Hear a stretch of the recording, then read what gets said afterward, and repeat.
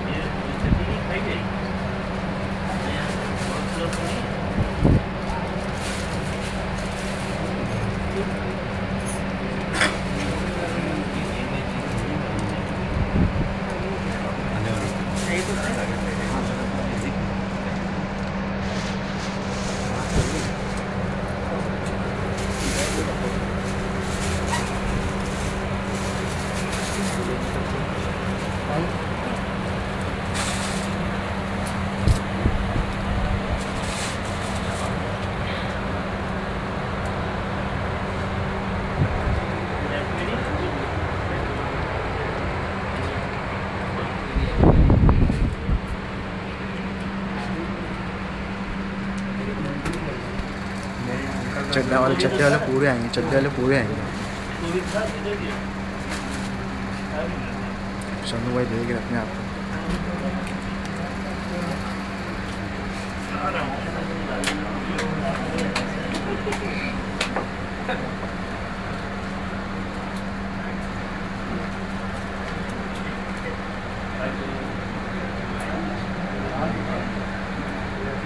ابو کھانے دیے.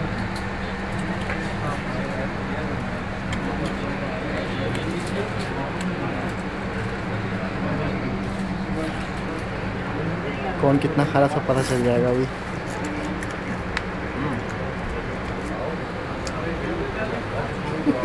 آصف 3 کھائے.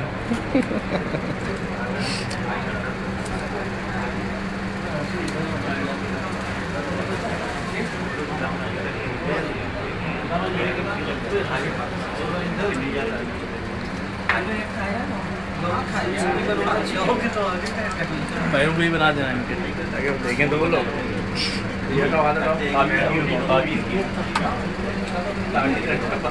یہ یار ایسا ریاض تمہارے ہاتھ میں نہیں ہے. لو تم بھی لو. ہاں لے لو اس کا لے لو. لگے تو ہاں ہاتھ میں لیے ہوئے.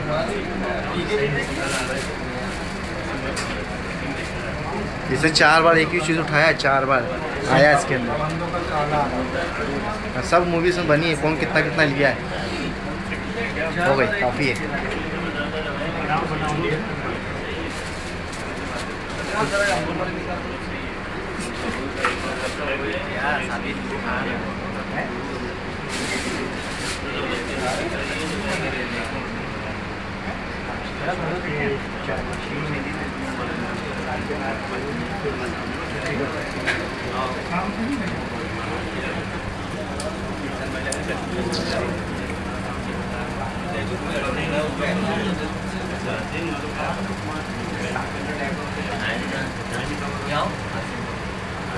شنو بھائی کتنے بار چیک تو کرنے دو میرے کو.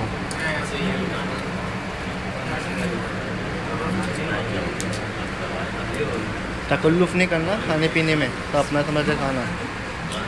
سب چھوٹے سے بڑے لوگ سب سے کہہ رہے ہیں. وعلیکم السلام.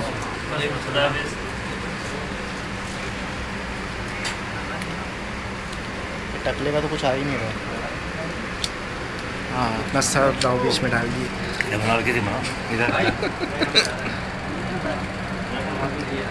بیٹھ کے کھائیے. الٹے ایسے نہ کھایا کہ 10 بار سمجھے. گٹلی نہیں تو سائڈ میں رکھی نا. شنو بھائی بس کریے.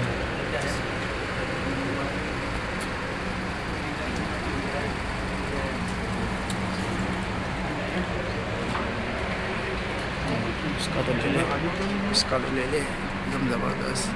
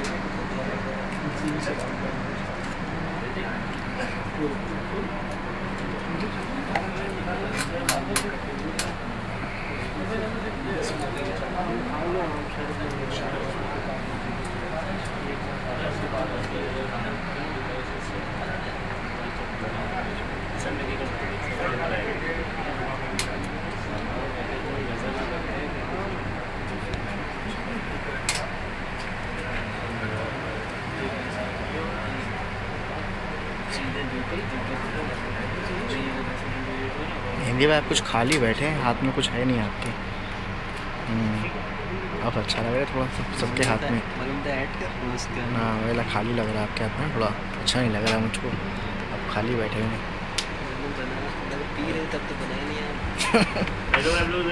फिर आ जाएगा।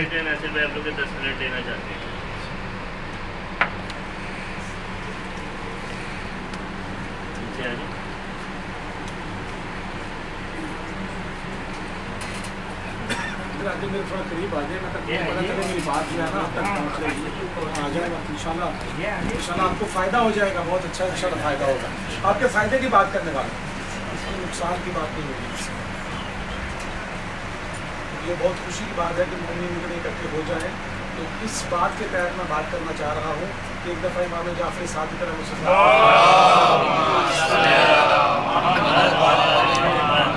एक शख्स आया और कहने लगा कि मौला हम आपसे बहुत दूर रहते हैं और पहुँच नहीं पाते कि हम इतना फैज़ान हासिल कर सकें।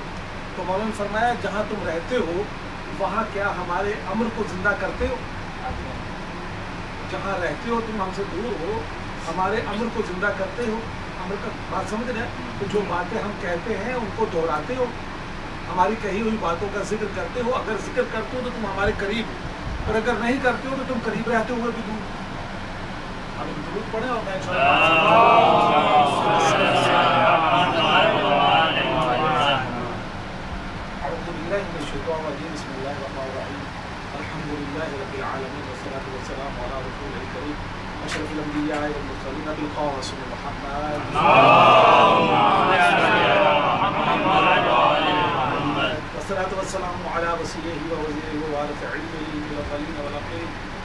غالب على كل غالب مطلوب كل طالب علي بن ابي طالب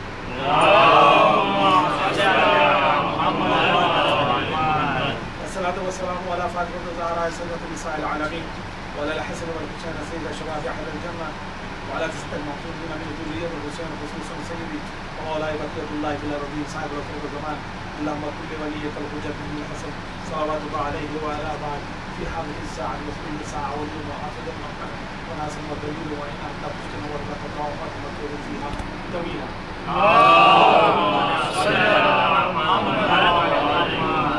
وقد قال الله رسول الله صلى الله عليه وسلم خيركم من تعلم القرآن وإلا تم سے بہتر وہ ہے کہ جو خود قرآن سیکھے اور دوسروں کو سکھائے۔ قرآن سیکھے اور دوسروں کو سکھائے۔ مومنین اب ہمارے سارے چھوٹے ہیں، ہم سے بھائیوں کی طرح ہیں، شاید کچھ بیٹوں کی طرح بھی ہوں گے۔ صرف ایک احساس کی طرف میں توجہ دلانا چاہتا ہوں، شاید اگر ایک آدمی کو بھی میں نے متوجہ کر لیا تو اس کی بھی زندگی کامیاب ہے اور میری بھی کامیاب ہو جائے گی۔ دین سے نسبت رکھنا اور بات ہے اور دین کی معرفت حاصل کرنا اور بات ہے۔ اہل بیت سے نسبت رکھنا کہ میں ماننے والا ہوں یہ اور بات ہے، اہل بیت کی معرفت رکھنا یہ اور بات ہے۔ قرآن سے نسبت رکھنا کہ ہم قرآن والے ہیں یہ اور بات ہے، اور قرآن کی معرفت رکھنا اور بات ہے۔ اللہ کو ایک ماننا یہ نسبت رکھنا کہ ہم توحید والے ہیں یہ اور بات ہے، لیکن توحید کو پہچاننا معرفت رکھنا اور بات ہے۔ یہ 3 4 5 مثالیں میں نے اس طرح دے دی ہیں، ہم یہ جان سکیں کہ آیا دین سے، اہل بیت سے، قرآن سے، توحید سے، امام سے ہے، ہم صرف نسبت رکھ رہے ہیں یا معرفت کی طرف یہ ہیں۔ نسبت رکھنے سے انسان کا نام بنتا ہے، تم مسلمانوں والے کام کر رہے ہو، تم فلاں کام کر رہے ہو، یعنی تمہیں ان سے نسبت ہو رہی ہے، معرفت کی بات نہیں ہے۔ ہم معرفت کی منزل پر نہیں جا رہے، جو کام کر رہے ہیں نسبت سے کر رہے ہیں۔ جب تک معرفت نہ حاصل کی جائے اس وقت تک نسبت کا کوئی فائدہ نہیں پہنچے گا۔ جو امام کہتے ہیں، جو معصوم کہتے ہیں، جو قرآن کہتا ہے، اگر اس طرف نہیں جا رہے ہیں تو صرف ہم نسبت قائم کر رہے ہیں۔ خدائے بزرگ و برتر نے اس دنیا کو خلق کر کے بھی کہا کہ کن تو کنزن مخفین، میں ایک چھپا خزانہ تھا फ़अहबब्तु अन उरिफ़ा, मैंने चाहा कि पहचाना जाऊँ, फ़ख़लक़्तु ख़ल्क़ा, तो मैंने खल्क़ को पैदा कर दिया। यानी अल्लाह ये नहीं चाहता कि सिर्फ तुम ज़मीन व आसमान को देखो, कहता है इसको देखकर मेरी मार्फत हासिल करो। ये नहीं कि ज़मीन पर रहते जाओ, आसमान से बरसता है जो खाते जाओ, जो नेमतें मिलती हैं उनसे उड़ाते जाओ, तो ये ना सोचो कि ये एक ही पानी से 10 रंग के फ्रूट किसने पैदा कर दिए, एक ही धूप से मुख्तलिफ किस्म के पौधे कैसे किसने उगा दिए, ये सारी चीज़ों मुझे मिलने वाला रिज़्क़ कहाँ से आ रहा है। सिर्फ खाना की बात नहीं है, लेकिन ये जानना कि वो देने वाला कैसे दे रहा है। हम जो भी चल रहे हैं निस्बत से चल रहे हैं, मार्फत से नहीं चल रहे हैं। मैंने एक हदीस का सहारा लिया, तो कहा कि तुम में से बेहतर वो है जो कुरान सीखे और फिर दूसरों को सिखाए। पहले तो ये देख ही रहे हैं कि हमारे पास जो अहकाम इलाही की किताब एक कानून आया है वो सिर्फ चूमने के लिए है, रेशमी ग़िलाफ़ देने के लिए है, या शादी ब्याह पे सख्त उसके नीचे दुल्हन को गुजारने के लिए है, या सिर्फ उसे निस्बत कायम करने के लिए। तो वो ज़ाब्ता हयात था, हमने उसका क्या किया, हत्ता कि हमें उसको पढ़ना भी नहीं आता, तो जानना तो बड़ी दूर की बात हो जाएगी ना, हम उसको पढ़ भी नहीं सकते। कितने हम में से ऐसे लोग हैं तो जो कुरान को पढ़ना ही नहीं जानते, यानी ये अहमियत ही नहीं आई कि ये किताब हमारे लिए ज़ाब्ता हयात आया था, हमने इसका क्या किया। हम उससे निस्बत ज़रूर कर रहे हैं, घरों में नई कॉपियों में इसको खरीद के रखते हैं, बड़े ऊँचे मकाम पे रखते हैं, अच्छे ग़िलाफ़ देते हैं, सब कुछ करते हैं, उसको चूमते हैं, लेकिन ये सिर्फ चूमने के लिए नहीं था, उसमें अहकाम है, उसमें हुक्म है। अब वो अहकाम पे चलना तो बड़ी दूर की बात है, सिर्फ उसके अरबी अल्फाज को भी हम नहीं सीख पा रहे। किसी में हम में तजस्सुस नहीं है कि आओ मैं कुरान को अच्छी तरह सीख लूँ, मैं पढ़ लूँ। बड़ी हद में हम कोशिश करेंगे तो हिंदी में या अपनी किसी ज़ुबान में लिखे हुए को, तो अगर मैंने हिंदी पढ़ी हुई है तो उसके तलफ़्फ़ुज़ को उसको लिख दिया गया है, तो उसको मैं किसी न किसी सूरत उठाने की कोशिश करता हूँ और कहता हूँ कि मैंने कुरान को पढ़ लिया। हिंदी जानने की वजह से या उर्दू जानने की वजह से कुरान के लिखे हुए अल्फाज को हम सिर्फ इतना कोशिश करते हैं कि उठाना शुरू कर दें, तो हम कहते हैं हमने कुरान का हक अदा कर। हालांकि हुजूर सल्लल्लाहु अलैहि वसल्लम को ये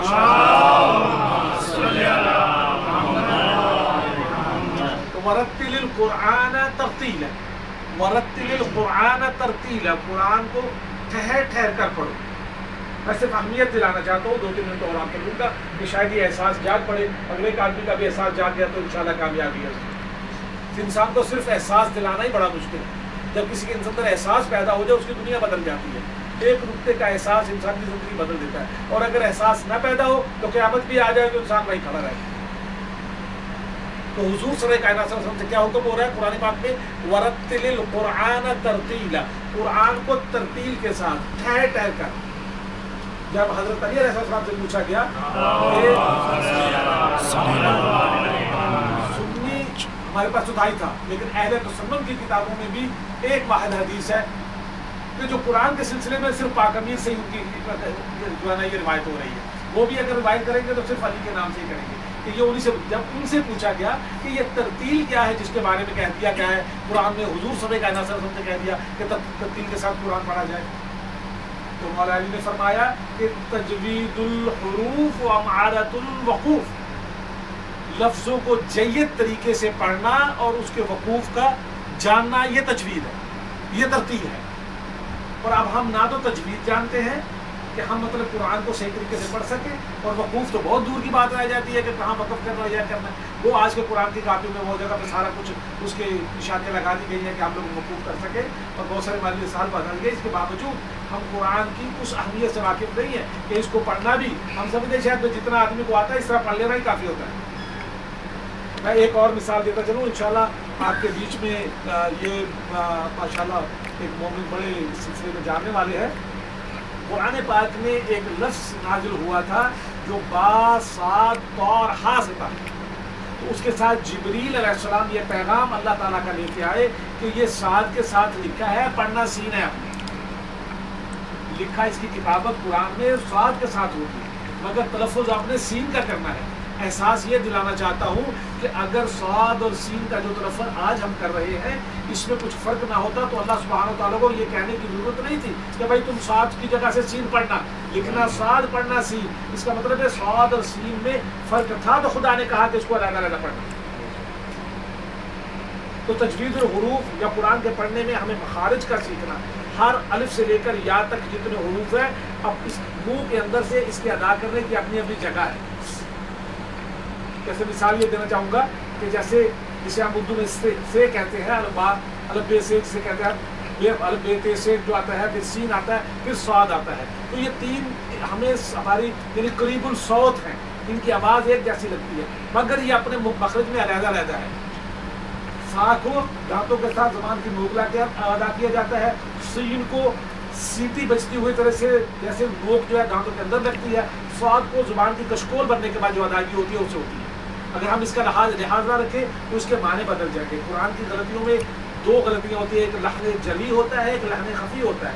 لحن جلی وہ ہے جو معنوں کو بدل دے، کہ آپ نے الفاظ کو پڑھا، قرآن کو پڑھا اور اس کا معنی ہی بدل دیے، یا وہ اعراب بدلنے سے ہوتا ہے یا مخارج بدلنے سے. آپ نے جو لفظ نکالا وہ صحیح نکالا نہیں، اس کے معنی بدل جائیں گے.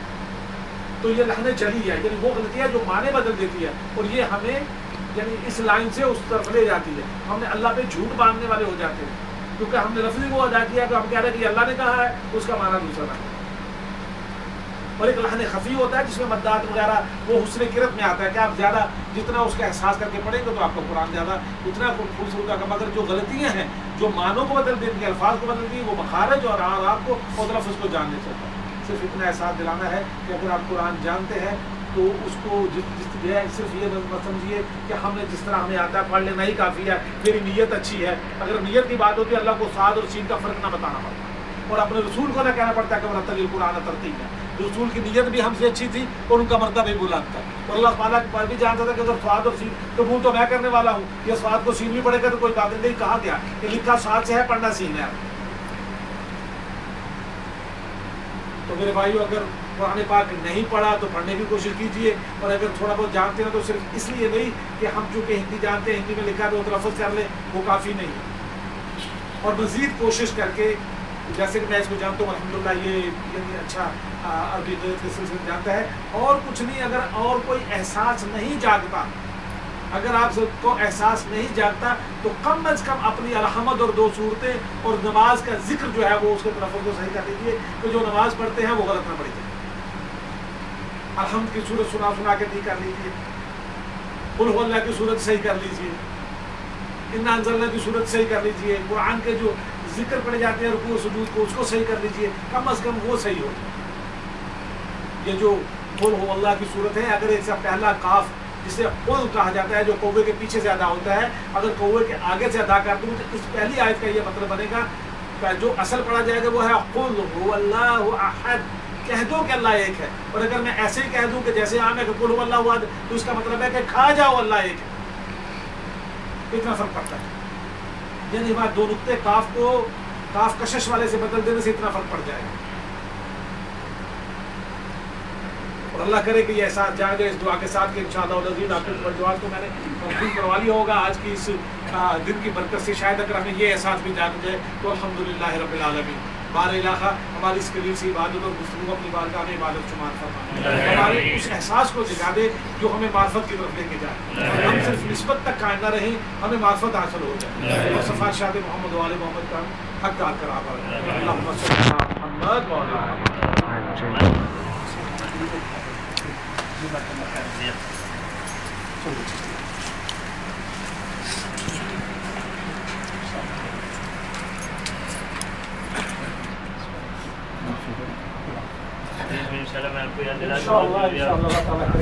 بہت اچھے سارے مومن بچے اللہ تعالیٰ کرے کہ یہ احساس ہمارا جاتا ہے، ہم اس کو معرفت میں چلے جائیں کہ انشاءاللہ اس کا احساس بھی نہیں ہو تو ہماری انشاءاللہ منظر ہی دوسری ہو جائے. ارے جزاک اللہ خیر، ماشاءاللہ سارے ٹھیک ہے. چلیے یہاں سے ختم.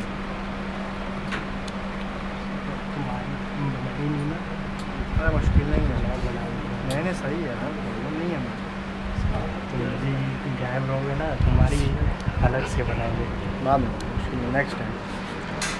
ختم، اسٹاپ.